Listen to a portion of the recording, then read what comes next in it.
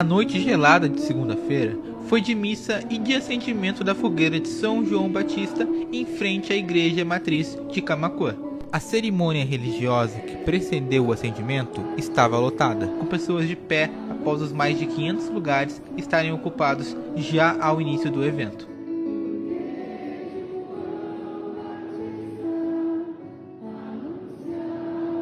E lembrar que todos somos missionários, todos acolhendo a fé em Cristo Jesus, devemos viver como grande missão o amor, ajudar a aplainar os caminhos, facilitar com que outras pessoas creiam e amem a Deus. Após a missa, coube ao quentão da paróquia, o carreteiro da fúbria e as atrações musicais embalarem a noite fria até o acendimento da fogueira.